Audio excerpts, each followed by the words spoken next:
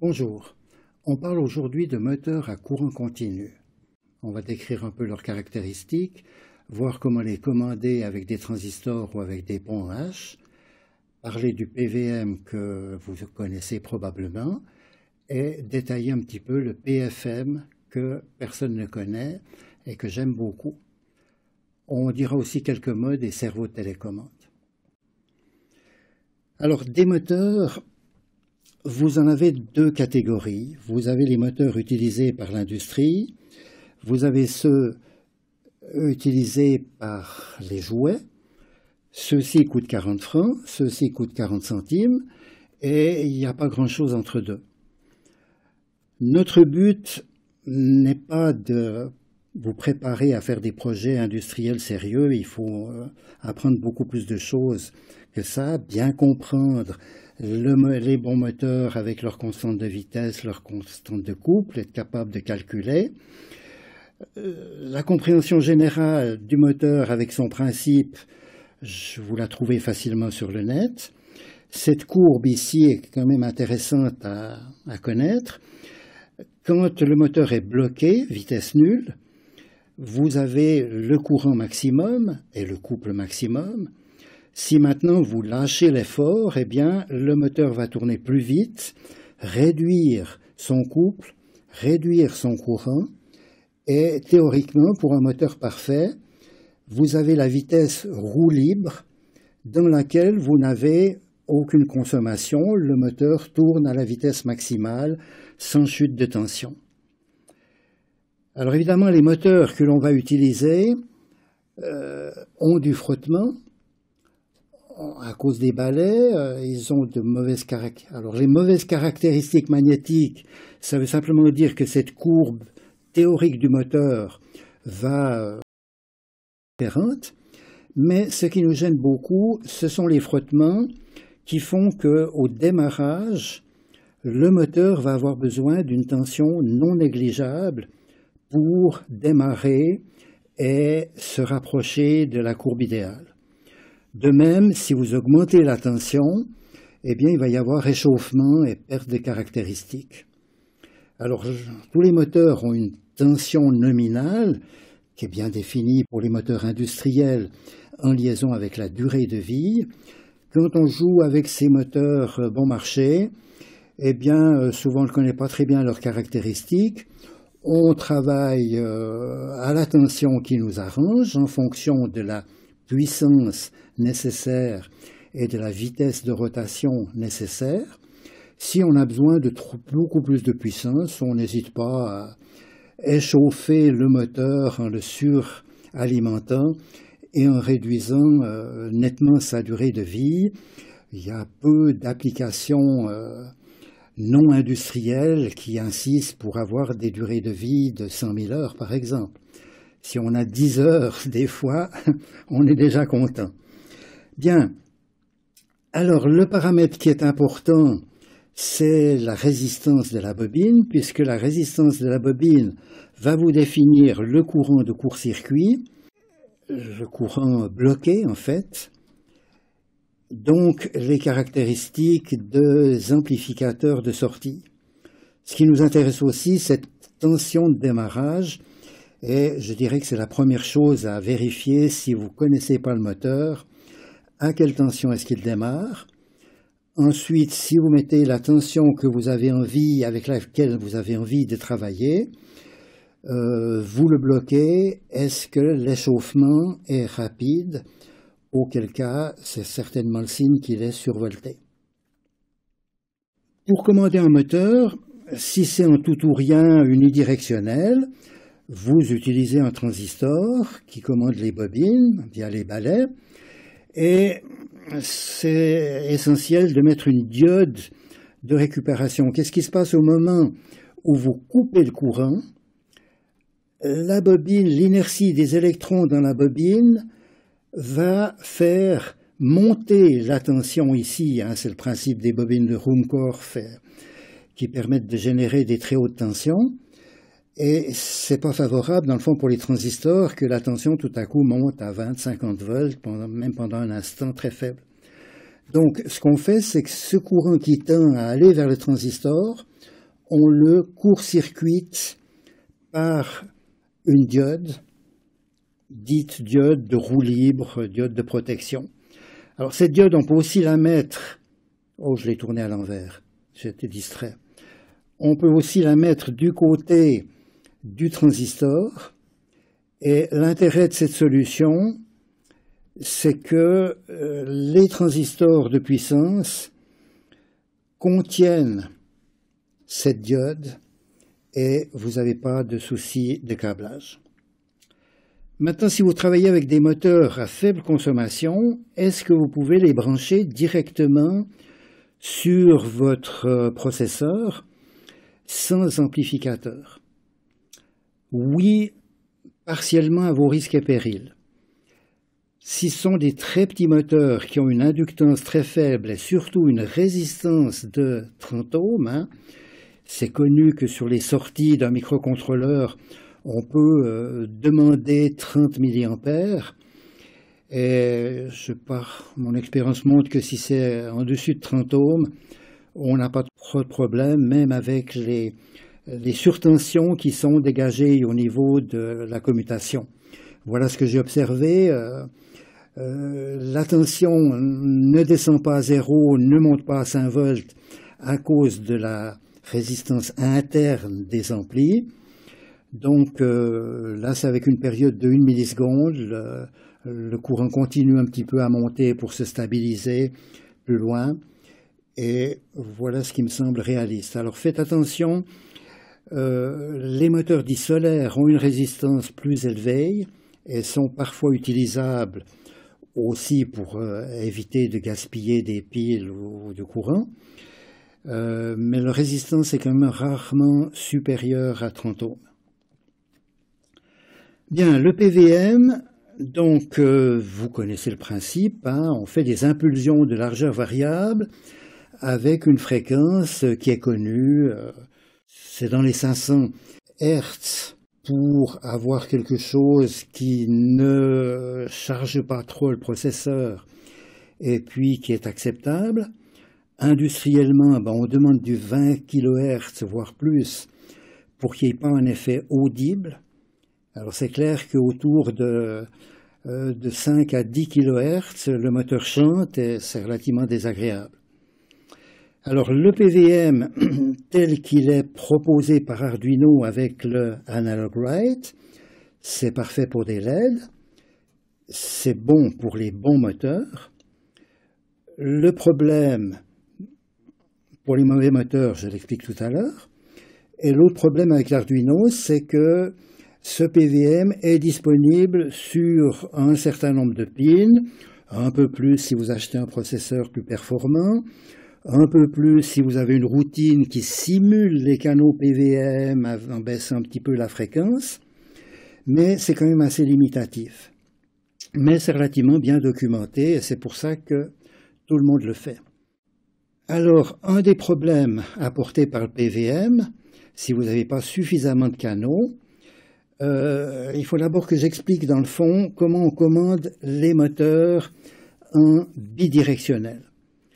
Donc vous avez des moteurs drivers, on va plus s'amuser à mettre des transistors pour 4 transistors pour commander un moteur dans les deux sens. Ces moteurs drivers ont une tension d'entrée qui est celle du processeur. Ils ont parfois une entrée spécifique de puissance avec une tension plus élevée pour commander les moteurs. Il y en a qui sont dans des grands boîtiers avec plusieurs pins de contrôle, même s'il n'y a qu'un moteur qui va être connecté là-dessus. Il y en a qui sont dans des tout petits boîtiers avec naturellement du courant nettement plus faible, mais par contre des tensions beaucoup plus basses. Celui-ci travaille encore à 2 volts. Bien, la question importante maintenant, c'est on a 2 entrées, on a 2 sorties. Je peux faire la table de vérité. 0, 0, tout naturellement, le moteur sera arrêté. 0, 1, il tourne dans un sens. 1, 0, il tourne dans l'autre sens. 1, 1, quelle est la fonctionnalité? Là, il faut savoir que un moteur courant continu, vous pouvez facilement faire l'expérience. Il a un mode court-circuité et il a un mode roue libre. Si vous reliez les deux pins d'un moteur ensemble, vous voyez que vous avez relativement de la peine à tourner l'axe parce que dès que vous tournez l'axe, vous générez une force électromotrice qui va générer un couple de freinage. Et effectivement, si vous tournez à la vitesse prévue par le moteur, vous avez une génératrice qui vous transforme le couple que vous avez fourni en courant.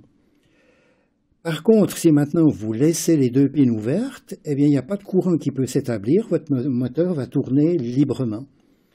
Alors, cette fonction de moteur libre, vous la trouvez dans certains circuits, et d'autres circuits vous bloquent pour cette combinaison 1-1. Et voilà, il faut vivre avec. Donc, quelle est la conséquence importante ? Si vous ne travaillez jamais avec cette combinaison, eh bien, vous ne verrez pas la différence entre les deux interfaces. Mais maintenant, si vous voulez faire du PVM bidirectionnel, aller dans les deux sens, vous avez la solution facile qui est de dire j'envoie mon PVM sur un canal pour aller dans un sens, j'envoie le PVM sur l'autre canal pour aller dans l'autre sens, et je me pose toujours à une pin qui est à 0. Donc la routine pour aller dans un sens, d'un côté on met la vitesse PVM, de l'autre côté on met 0, et puis pour reculer on permute les deux, mais ça veut dire qu'il vous faut deux canaux PVM, et on vient de voir qu'ils sont plutôt rares. Là, si j'ai deux moteurs, ça fait 4 canaux PVM qui sont répartis à travers la carte. Ok, ça peut être une solution. Alors une solution qui semble avoir été prévue puisque les deux pins PVM 3 et 4 sont côte à côte avec des pins de réserve à côté, c'est de dire j'utilise qu'un seul canal PVM et maintenant je fais une astuce pour tourner dans l'autre sens, je mets un 1 de l'autre côté et j'inverse la valeur PVM. Donc là je veux du 25% PVM, ok, c'est clair. On aura 25% du temps le courant qui passe comme ça. Maintenant, j'aimerais toujours 25% de PVM. C'est le 0 qui va être actif, qui va faire passer le courant dans l'autre sens. Donc, mon moteur tournera avec 25% de PVM, en ayant écrit que sur l'autre pin, maintenant, j'ai du high, et sur ma pin PVM, j'ai 256 moins la vitesse. Alors, pourquoi est-ce que c'est lié à ce qu'on vient de dire avant?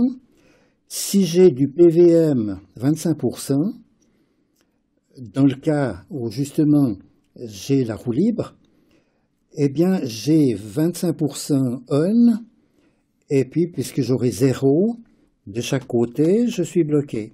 Donc j'aurai 75% bloqué. Si maintenant je demande moins 25%, donc dans l'autre sens, j'ai 25% on, quand je suis à 0 ici, et j'ai 75% avec l'état 1, 1, donc 75% roue libre. Alors, le moteur qui alterne des phases d'activité et de blocage, ou d'activité et de roue libre, va naturellement pas tourner à la même vitesse moyenne. Donc votre robot maintenant, pour le même PVM, il n'aura pas du tout la même vitesse en avant ou en arrière. À vous de le compenser, vous avez économisé quelque part, vous perdez ailleurs.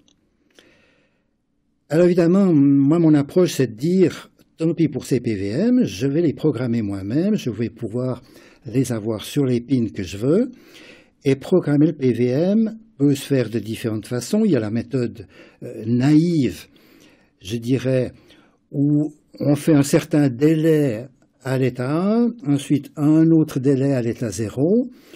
Si la somme des délais, on aura toujours la même fréquence, donc délai complémentaire, et vous pouvez programmer votre PWM et jouer avec ça, et vous aurez évidemment de la peine à faire autre chose en même temps. Parce que c'est des programmes, dès que vous avez des délais, c'est des programmes qui sont bloquants. Alors, cherchons une solution non bloquante, c'est-à-dire qu'on va appeler une procédure PWM toutes les 100 microsecondes, mais on va la quitter le plus rapidement possible pour avoir encore 90 microsecondes à faire régulièrement, donc aucune des tâches ne sera bloquée en fait plus de 10-20 microsecondes dans le cas pire. Alors là j'ai dessiné un escalier avec peut-être 16, mais je prends l'exemple avec 32 pas. Donc je définis une valeur maximum qui est ici 32. On va voir pourquoi. Bon, pourquoi? Parce que ça ne sert à rien d'avoir une finesse de pas de 256 alors qu'on ne se rend pas du tout compte d'un changement de vitesse de quelques pourcents. Donc avec un 32e, on a 3% de différence de vitesse entre chaque pas. C'est bien assez pour toutes les applications que je connais. Alors, on fixe un maximum de 32 pas. Vous voulez absolument travailler avec 256, vous avez qu'à diviser par 8 chaque fois. Vous réfléchissez 256, vous divisez par 8 et vous utilisez ma routine simplifiée. Alors, la routine do PWM, qui, comme c'est une routine, il y a un paramètre local que j'ai appelé ici PP, et puis dans le programme principal, on aura la variable PWM. Il y a un petit bit I qui va être utilisé pour faire un compteur. Le terme de volatile, je l'explique un petit peu plus loin. Alors, j'incrémente le compteur I, je fais mes tranches d'escalier.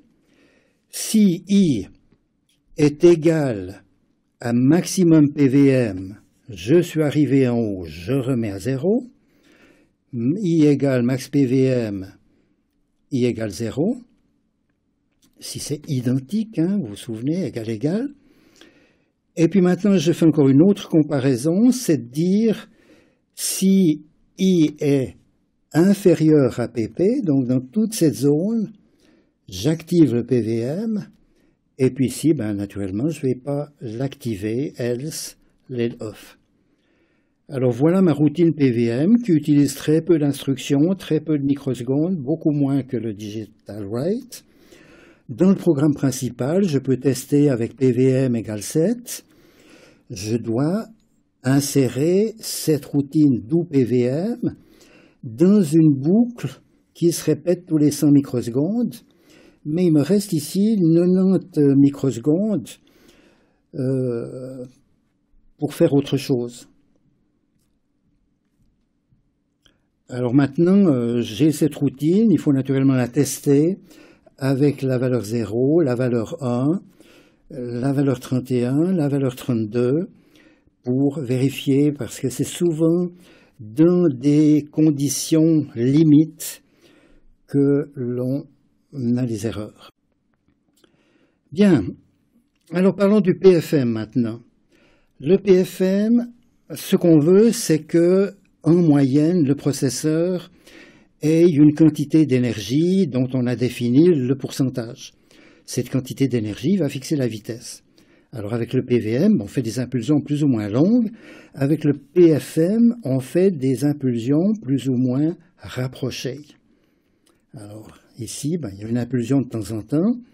Là, il y a parfois plusieurs impulsions qui suivent.